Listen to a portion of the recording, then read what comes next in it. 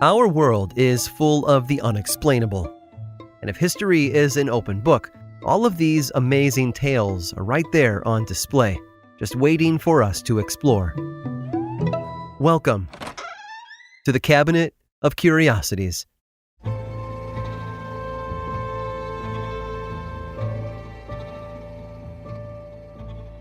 Tom had been sentenced to die. Born a blind slave in 1850s Georgia, he couldn't perform the typical duties of the other slaves. However, the infant and his family were sold to Neil James Bethune, a newspaper editor and secessionist, who let the infant live. Rather than joining his parents in the field, though, the young Tom was allowed to wander around the plantation by himself. One day, while walking the grounds, the toddler came across a new sound he'd never heard before.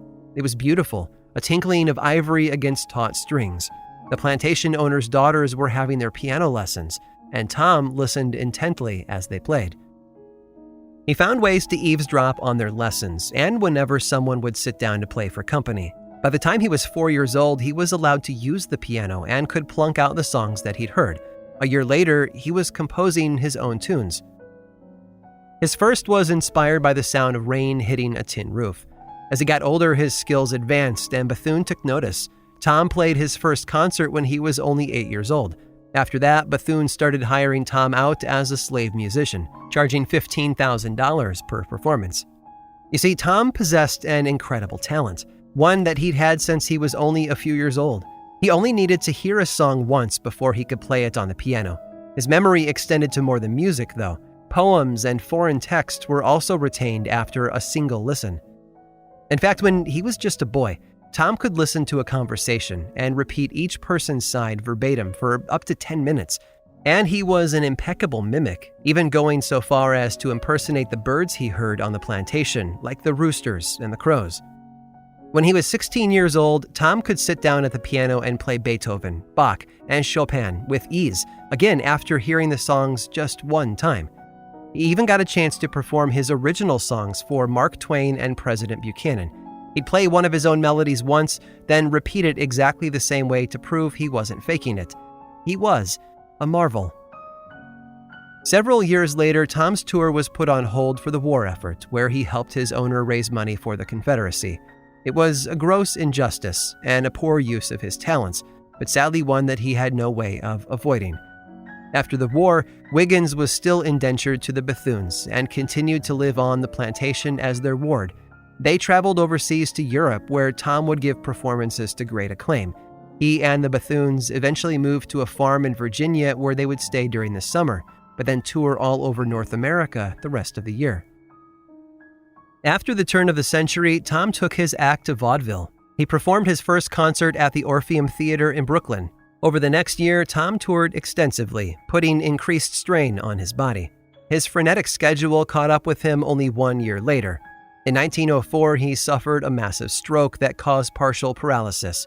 By December of that year, his days of performing were over.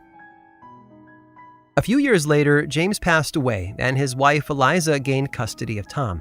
The two of them moved up to Hoboken, New Jersey, where Tom continued to practice the piano from dawn till dusk, much to the consternation of the neighbors. He was hit by another stroke in 1908, and in June of 1909, blind Tom Wiggins finally passed away at the age of 59. By that time, he had officially become a free man. Since his death, plays, films, poems, and biographies have all been written about Tom. His compositions have also been performed by musicians from all over the world. The Bethunes treated Tom as a sideshow act and a cash cow, but unbeknownst to any of them, Tom was changing the face of music every time he sat down at the piano. Some may remember him simply as blind Tom Wiggins, but he was so much more than that.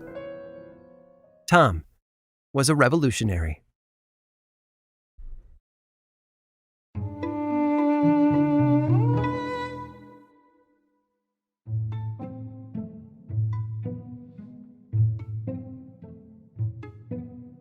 Take a look around and you're certain to find something you take for granted. However, if you woke up one day to find that it had disappeared, your life might be changed forever. If the coffee shop where you get your morning cup or the grocery store where you do your weekly shopping were suddenly gone, you'd be lost, at least for a short while. More importantly, you'd be reminded just how valuable these things really were when you had them. In 1911, something else had disappeared, but nobody really knew how valuable it was until it was gone. It was a Monday in August, and Vincenzo Perugia had an idea. He was going to walk into a museum and steal a painting.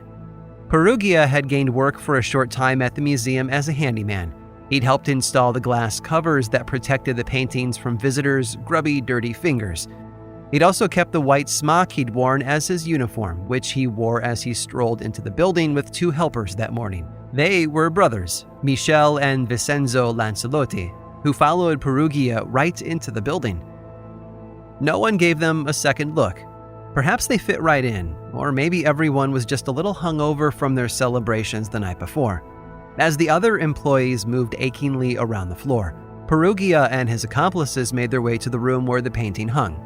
They picked it up off its hooks as Perugia took off his smock, wrapping it around the glass enclosed frame to hide it as they hurried outside with their loot. It had been that easy. For one, this was 1911, before electronic sensors and cameras were able to detect so much as a strong sneeze near a painting. Secondly, no one really cared much about the piece outside of a few art scholars. It wasn't particularly memorable or noticeable among the larger, more impressive works surrounding it. Believing that he'd gotten away with the perfect crime, Perugia raced home with the painting and stashed it away. He had hoped to sell it quickly and split the earnings with the two brothers who had helped him, but the painting they'd stolen was more important than they'd realized. News about the theft spread across the world within days. The New York Times reported that 60 detectives had been tasked with locating the missing work of art, while conspiracy theories began to emerge. Some believed a millionaire like J.P. Morgan had purchased it for his private collection. Others thought artist Pablo Picasso had committed the theft out of jealousy, and there were even rumors that the Kaiser had orchestrated the whole thing in the lead-up to the First World War. No one had expected three average Joes to simply walk into a museum and walk out with a painting. But the museum shut down for a week to help the police as they began their investigation. When it reopened, crowds of hundreds flocked to see the empty space on the wall. In fact, that open spot on the wall had become more popular than the painting that had once hung there. Perugia panicked. He couldn't sell it now, not while everyone was looking for it. He held onto it for 2 years until the heat surrounding it finally died down. Perugia had become paranoid, and the longer the painting was in his possession, like a telltale heart beating in his floorboards, the worse he felt. He booked a trip for himself and the painting back to his home country of Italy, where he met with gallery owner Alfredo Geri. Geri couldn't believe it. Seriously, he could not believe Perugia had been in possession of the painting everyone was talking about, so he asked another gallery owner to examine it with him. And they confirmed it. Perugia had been the owner of the most famous painting in the world for the last 2 years. Perugia clearly wanted to get rid of the cursed thing, and they told him to leave it with them. They would make sure that it got back to the museum without anyone knowing who had stolen it or how. Just kidding. They called the police, who arrested Mr. Perugia that day. When asked why he had taken it in the first place, Perugia claimed that he'd been performing his patriotic duty to return the painting to its country of origin. It had been born in Italy, and it should be hung there. But that had turned out to be a lie. Perugia's grand plan had always been to sell the painting and make a boatload of money. Instead, he got 7 months in prison. After his release, he fought in World War I, and once the fighting had ended, he settled down to start a family. His life of crime was over. The painting also got a new lease on life once it was returned to the museum. Its picture has been printed in hundreds of newspapers all over Europe and the United States. For 2 years, it was all anyone could talk about, and the frenzy surrounding it had not quieted. In fact, ever since then, it's only gotten louder. Today, the iconic work of art can be seen hanging in the Louvre, but you better get there early if you want to set your eyes on it. The famous smiling lady on the canvas always draws a massive crowd, attracting millions each year from around the globe. Even to this day, the Mona Lisa still steals the show. I hope you've enjoyed today's guided tour of the Cabinet of Curiosities. Subscribe for free on Apple Podcasts or learn more about the show by visiting curiositiespodcast.com. This show was created by me, Aaron Mahnke, in partnership with How Stuff Works.